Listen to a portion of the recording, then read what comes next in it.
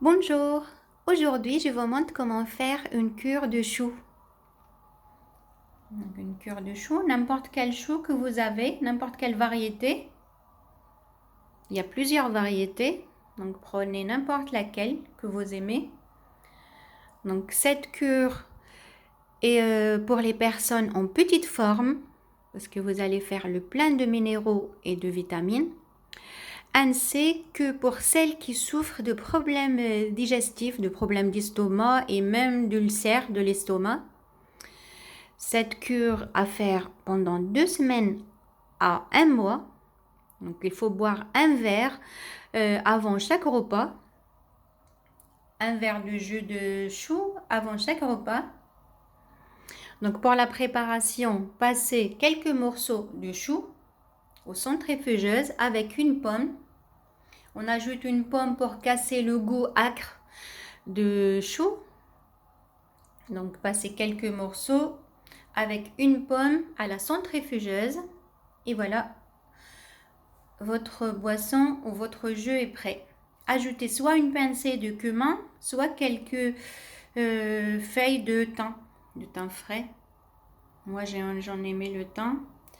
Donc, c'est très facile à faire. Le chou avec une pomme au centrifugeuse et c'est prêt.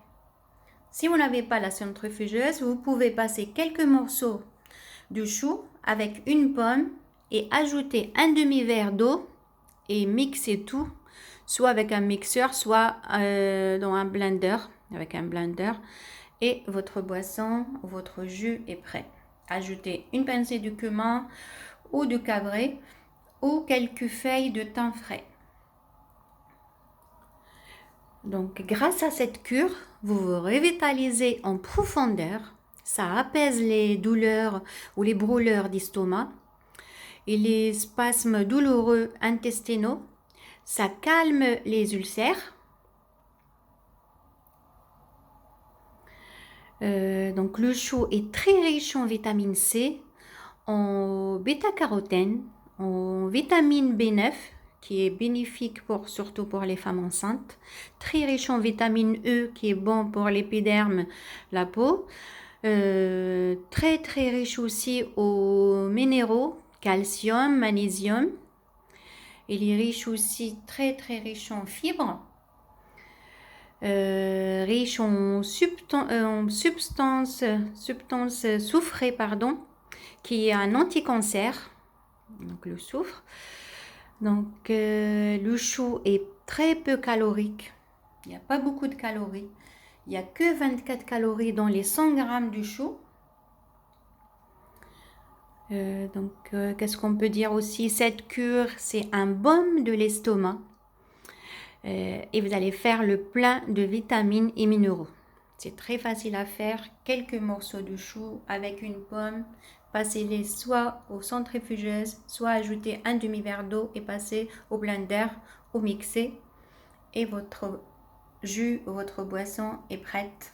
C'est à boire une fois, un verre seulement avant manger, en fait avant chaque repas, un verre et voilà, et vous faites le plein de vitamines et minéraux. C'est une très très bonne cure. Donc n'oubliez pas de liker ma vidéo et je vous dis à la prochaine. دونك السلام عليكم. اليوم نوري لكم كيفاش تعملوا العلاج يعني الحمية على كور بالملفوف. كان اللي يقولوا الملفوف، كان اللي يسميه الكرم، يعني الحمية نتاع الوشو الكرم.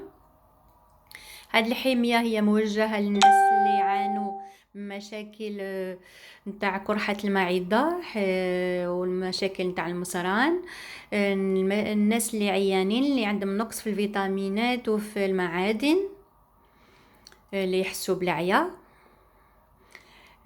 وخاصة الناس اللي عندهم قرحة المعدة. هاد الحمية هي تستعمل لمدة أسبوعين إلى شهر، يعني تشربي كاس من هذا المشروب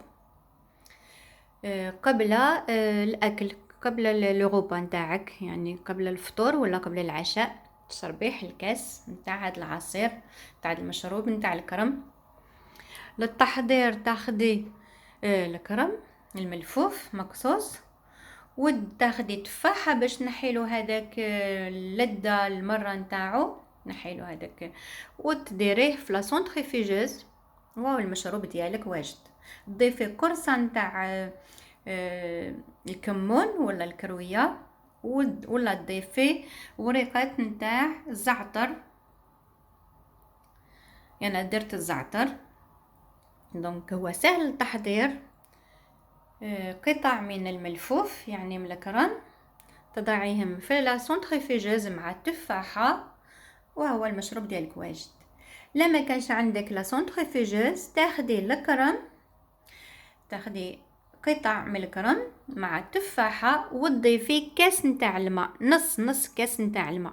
ولا درتي بزاف الكرم ديري كاس ميسين، ولا درتي قطع صغيره من الكرم مع التفاحه ديري نص كاس تاع الماء باش تقدري تطحنيه وتفوتيه في الميكسر ولا البلندر تطحنيه، وهو المشروب ديالك واجد.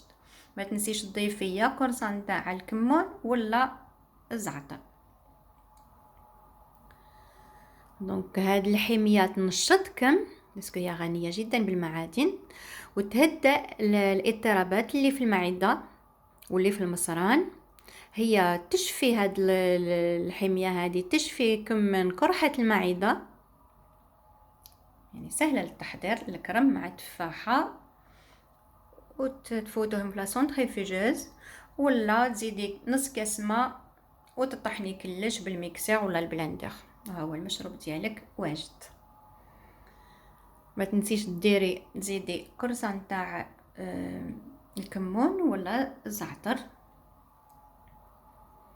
دونك الملفوف يعني الكرم هو غني جدا بفيتامين سي، بالبيتا كاروتين، غني جدا بالالياف، هو غني جدا بفيتامين بي 9 اللي هو جيد جدا للحوامل، هو غني بفيتامين او اللي هو مليح جدا للبشرة، فيتامين او.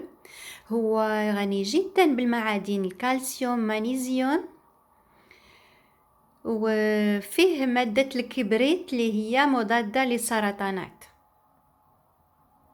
هو غني جدا الكرم يعني الملفوف، وما فيش بزاف السعرات الحرارية، هو فيه غير 24 سعرة حرارية في 100 غرام نتاع الملفوف، غير 24 سعرة حرارية، يعني ما فيش بزاف السعرات الحرارية.